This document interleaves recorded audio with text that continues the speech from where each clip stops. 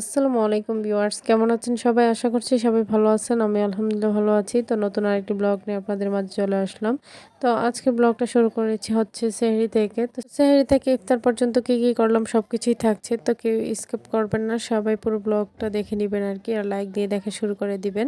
তো এখানে হচ্ছে আমি বাইরের দিকটা দেখাচ্ছিলাম, অনেক অন্ধকার আর হচ্ছে এখন কিন্তু অনেক জায়গায় এরকম বলে না, কিন্তু আমাদের এখানে এখনও ডাকাডাকি করে বলে যে উঠুন জাগুন। তো এই কথাটা কিন্তু অনেকেই মিস করেন। তো আমি চাচ্ছিলাম এখানে শোনানোর জন্য, কিন্তু এত সাউন্ড হচ্ছিল আর যেহেতু আমার মা কাজ করছিল, তো সেই সাউন্ডের কারণে হচ্ছে আমি আর ডিরেক্ট ভয়েসটা দিতে পারিনি।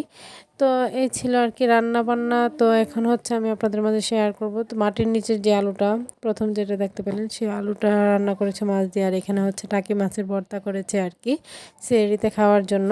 তো এইদিকে হচ্ছে ডিম বোনা করে নিয়েছে। তো গতকাল হচ্ছে আমরা সেহরিতে উঠতে পারিনি, তৃতীয় রোজায় আর কি।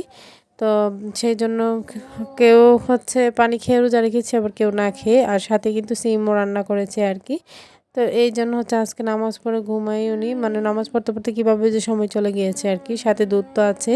তো এই ছিল আর কি সেহরির রান্না বান্না। তো এখন খেতে বসে গিয়েছি আর কি।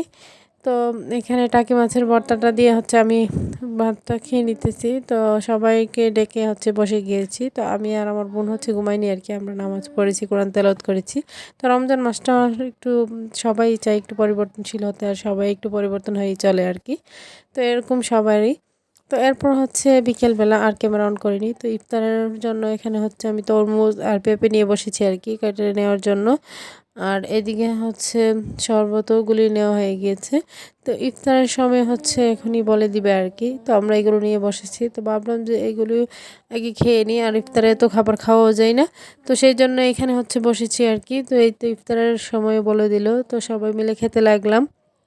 আর ইফতারের সময় মিষ্টি জাতীয় জিনিস অল্প একটু মুখে দিলেই যেন কেমন একটা তৃপ্তি হয়ে যায়, আর ইচ্ছেও হয় না।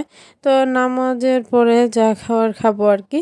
তো এখানে তো সবাই মিলে ইফতার করতেছিলাম, আর মেয়ে হচ্ছে নাগাল পাচ্ছিল না, তো সেই জন্য হচ্ছে ও হচ্ছে চেয়ারের মধ্যে দাঁড়িয়ে ছিল আর কি। তো আমার ভিডিওটি যদি আপনাদের ভালো লেগে থাকে, লাইক কমেন্ট শেয়ার করে দিবেন, আমার ছোট্ট চ্যানেলটিকে সাবস্ক্রাইব করে পাশে থাকবেন। আপনাদের সাপোর্টই হচ্ছে আসল, আপনাদের সাপোর্ট পেলে এগিয়ে যেতে পারবো। তো সবাই ভালো থাকবেন, সুস্থ থাকবেন এবং আমাদের জন্য দোয়া করবেন। তো এই পর্যন্ত, আল্লাহ হাফেজ।